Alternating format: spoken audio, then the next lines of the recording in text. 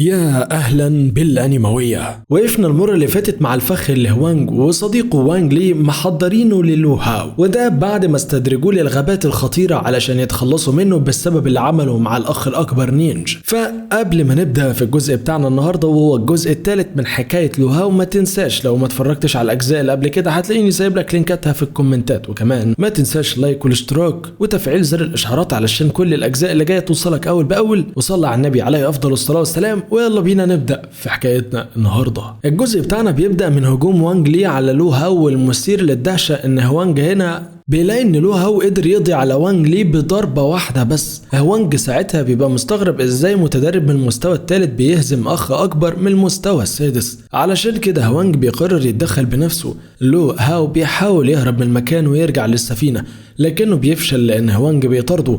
هوانج ساعتها بيخرج سيفه وبيبقى عايز يقتل لو هاو، بس لو هاو بيصد الضربة وبيرد له ضربة قوية جدا. بعدها بيهرب، ولكن هوانج بيبقى سعيد لان المنطقة اللي لو هاو جاي ناحيتها بتبقى المنطقة المحرمة اللي كلها وحوش مفترسة. فعلا اول ما لو هاو بيدخل بيلاقي تعبان ضخم بيهجم عليه هو بيبلعه. وانج ساعتها بيبقى شايف اللي حصل وبيكون فاكر ان لو هاو خلاص مات، ولكن في الحقيقة لو هاو بيبقى عايش، وانه كان قاصد يلمس الدم علشان التعبان الضخم ده يشمه ويبلعه، لان الانسان بيكون امن في بطن التعابين الضخمة. وبكده لو هاو شايف ان هو هرب من هوانج لانه اكيد فاكر ان هو ميت. بعد شوية وقبل ما يتحول عصارة في معدة التعبان، لو هاو بيخرج سكينته وبيقتل التعبان من جواه علشان يخرج.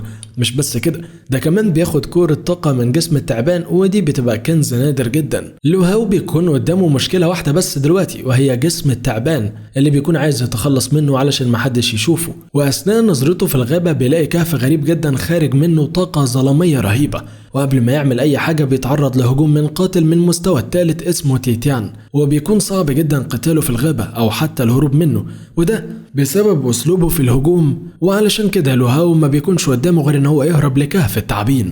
فعلا لو هاو بينجح في انه يوصل للكهف وبيهرب من الهجوم ده، ولكن للاسف بيلاقي نفسه واقع في حفرة كبيرة. وبعد شوية بيلاقي نفسه وصل لمكان مليان هياكل عظمية وجنبهم سيوف ودروع زي ما يكونوا جيش كامل مقتول، ودي كانت ساحة المعركة. واحد من السيوف بيكون مكتوب عليه ياو جوانج، ولو هاو بيعتقد ان دي تبقى بقايا ارض ياو يانج المقدسة.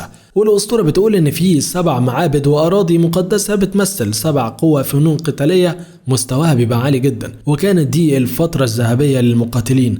ولكن في عصر ما حصل هجوم قوي على القارة من قوة مخفية، تم التخلص من كل المقاتلين، ومن وقتها تم التخلص من المناطق ال7 المقدسة كلها واتحولت لمكان محرم مليان وحوش.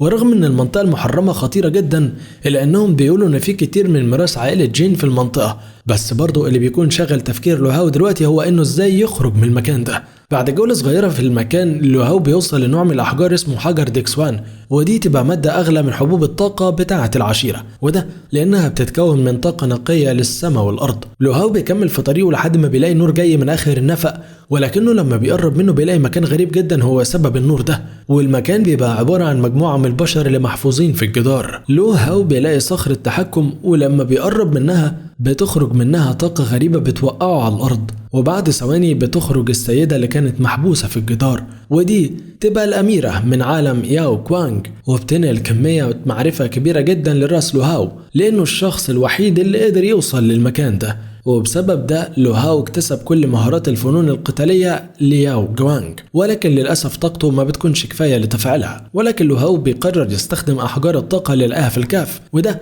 علشان يضاعف الطاقة دي. لو هاو بيشكر الجنية على الطاقة اللي خدها، ولكن هي بتطلب منه ما يقولش لحد على المكان ده في المستقبل. بعدها الجنية بترشد لو هاو على طريق الخروج، وبيفترقوا هما الاتنين. لو هاو بيرجع ياخد حجارة الطاقة كلها لأنه بقى معاه قوة اللازمة لتفعيلها. لو هاو بيخرج من الكهف أخيرا وبيلاقي وحوش التيتيان لسه مستنياه، ولكن المرة دي لو هاو بيخرج من الكهف وهو مش فريسة، وده لأنه بيخرج وهو صياد. التايتن ساعتها بيهجموا عليه، ولو هاو بيستعد علشان يجرب قوة أليا وجوانج، وبالفعل بيقدر يهزم مجموعة كتيرة من وحوش التايتن. لو هاو بيلاحظ ان هو استنفذ طاقة كبيرة في ضربة واحدة بس، فبيعرف ان هو لازم يخلص القتال بسرعة، وبيهجم على باقي وحوش التايتن علشان يخلص عليهم بسرعة. بعد شوية انفجارات في الغابة، لو هاو بيكون قضى على كل الوحوش، ودلوقتي المفروض هيرجع للسفينة علشان يفاجئ وانج. في الوقت ده بيكون التدريب خلص وكل الفريق بيأكد انهم ما فقدوش اي حد ومستعدين للرحيل الا هوانج اللي بيقول لهم ان لو هاو رفض ينفذ اوامره ودخل المنطقه المحرمه الخطيره. طبعا الكل بيبقى شايف ان لو هاو مات وده مستحيل يخرج من المنطقه المحرمه، وقبل ما يقدموا التعازي ويمشوا بيسمعوا صوت لو هاو اللي بيكون وصل على السفينه وبيقول لهم ان هو لسه ما ماتش. لو هاو بيكشف لهم ان الاخ الاكبر هوانج اتعمد ان هو يسيبه هناك، وكمان بيكذب وبيقول لهم ان هو رفض يسمع كلامه. هوانج ساعتها بيتصدم لانه شاف لو هاو بعينه وهو بيتبلع من التعبان الضخم. لو هاو بيستفز هوانج بيقول له ان هو لو محتاج يتخلص منه مفروض ان هو يبذل مجهود اكبر من كده. طبعا الكلام ده بيخلي هوانج يتعصب جدا. المعلم الكبير بيقول لهم ان ده الوقت بتاعهم علشان يوروه حبوب الطاقه اللي جمعوها، وان اللي جمع طاقه اقل من المستوى الثالث مش هينضم للمشاركه في تقييم التلاميذ الداخليه. هوانج بيكون فاكر ان لو هاو ما جمعش اي حاجه، لكنهم بيتفاجئوا ان لو هاو جمع 20 من احجار الطاقه اللي لقاهم في الكهف وبيقدمهم للمعلم الاكبر. المعلم بيقول له ان اقوى تلميذ في العشيره كلها قدر يجمع 5 احجار بس وهو لوحده جمع 20. لو هاو بيستخدم الكذب اللي هوانج قاله في صالحه وقال لهم ان هو لما هرب للغابه لقاهم، وكمان الاخ هوانج كان معاه في الاول وطلب منه ياخد الاحجار وهو هيضحي بنفسه علشانه. هوانج بيتعصب على الكلام الكذب ده لكنه ما بيقدرش يقول حاجه لان ساعتها المعلم هيكذب كلامه.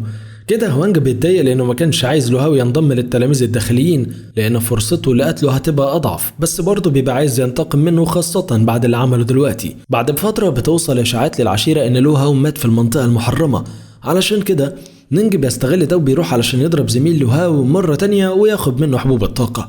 لكن ساعتها لو هاو بيظهر وبيقول ان هو ما ماتش ورجع له مره تانية، وده بيخلي نينجي يترعب. طبعا لو هاو بيضربه علقه جامده وبيحذره يقرب من حد تاني ولازم يتكلم على الاول لو حب ياخد حاجه من حد تاني او يعمل اي حاجه. بعد ما نينجي بياخد رجالته وبيمشوا، لو هاو بيطمن على زميله زيمو وبيقول له ان هو كان مراقبه وهو بيقاوم نينج ومبسوط ان هو بقى شجاع اكتر من الاول. في يوم تاني لو هاو بيلاحظ ان مستواه اتطور واكتسب شويه قدرات جديده، ولكن زيمو بيقاطعه وبيقول ان هو سمع ان هو هينضم للتلاميذ الداخليين وبينصحه ما ينضمش لطائفه تاينو فونغ. بنعرف بقى ان التلاميذ الداخليين بيبقى قدامهم اختيار احد الطوائف اللي هيدخلوها ومنهم الطائفه دي. بتكون كل طائفه قويه جدا وليها اساليب خاصه، واغلب اللي بيخرجوا منها بيبقوا معلمين كبار، الا انه مش فاهم سبب تحذير الكل من الانضمام لطائفه تايون فونغ. طبعا بعد ابحاثه بيعرف ان الطائفه تم نقلها وما بقاش فيها غير 2 بس، وهم شيانج سيد الرياح والتاني هو التلميذ مون فيفان. وفي معلومه بتقول ان الاخ مو كان زعيم طائفه شوانجيان وانه عبقري جدا، لكنهم اتخلوا عنه في يوم من الايام وغدروا بيه ودلوقتي فقد معظم قوته. لو هاو بيجري بسرعه على الاخ مو علشان يساعده في رفع حاجه تقيله، ولكنه بيتفاجئ بتقولها لما بيشيلها وبيلاقي نفسه مش قادر. الاخ مو بيقول له بلاش احسن ظهرك يتكسر ولا حاجه، ولكن لو هاو بيستجمع قوته وبيقرر يشيل مكانه. فعلا لو هاو بيشيله وبيجري بسرعه كبيره جدا وبيساعد الاخ مو اللي بيبقى مندهش من قوته. لو هاو بعدها بيروح على السوق وبيلاقي في وشه حجر التنين، بيكون شايف ان هو ممكن يفتح له المستوى الثاني من طاقه التنين الذهبي. لو هاو بيتفاجئ ان التاجر عايز فيه فلوس كتير، وقبل ما بيبدا فصال مع التاجر بتوصل بنت غريبه وبتشتري الحجر على طول، ولكن الغريب انها بتديه هديه للو هاو، ولما بيسألها عن السبب بتقوله ان مفيش اسباب، ولكنها لما بتقلع الوشاح بيلاقيها صديقة طفولته لوشير. بنعرف ان ابو لوهاو لقاها في رحلة وقرر يرعاها، ودلوقتي الاتنين بعيد عن بعض. لوهاو زي ما يكون مش عايز يقرب منها اكتر وبيشكرها وبيمشي، وده بيخلي لوشير تفتكر ان لوهاو متخفي ومش عايز حد يعرفه، علشان كده عمل نفسه ما تعرفش عليها. لوهاو بيروح يجرب حجر التنين وفعلا بيلاقي نفسه امتص طاقته، واخيرا قدر يخترق المستوى التاسع من فنون القتال العادية، المستوى الثاني من فنون القتال الموروثة، وده اللي هو بيدور عليه. لوهاو بيجرب طاقته الجديدة وبيلاقي ان خطوته بقت اسرع واقوى، وفي النهاية لوهاو بيرجع للغرفة بتاعته لزيمو وجايب معاه اكل، ولكنه بيشوف منظر مرعب بيحطه في حالة دهشة كبيرة. زيمو زميل غرفته مقتول بطريقة بشعة وغرقان في دمه في الغرفة. واحد من الطلاب بيجي وبيقول له لوهاو ان زيمو تعرض للضرب لحد الموت، وان قاعة القانون هي المسؤولة. بنعرف ان قاعة القانون بتعاقب بالموت في حالة السرقة، وتهمة زيمو ان هو سرق حبوب الطاقة من نينج. طبعا لوهاو ما بيصدقش الكلام ده لان زيمو مستحيل يسرق. لوهاو بيكون متضايق جدا لدرجة الجنون وبيفضل يضحك ضحك شرير وكله حزن وانتقام. لوهاو بيطلب من الطالب يعتني بجثة زيمو وهو بيخرج علشان يروح قاعة القانون، وعينه بتبقى مليانة شر. يا ترى لوهاو ناوي على ايه؟ هل يا ترى هينجح في الانتقام لزميله زيمو ولا لا؟ قول لنا يا انماوي في الكومنتات قبل ما تشوف الجزء الجديد ايه توقعك، ويا ترى ايه اللي هيحصل في الجزء اللي جاي. وعلشان ننزل الجزء الجاي بسرعه ما تنساش تعمل لايك الفيديو ده واشتراك في القناه وفعل زر الاشعارات، وعايزين نوصل الفيديو ده 2000 لايك قبل الساعه 12 بالليل. سلام.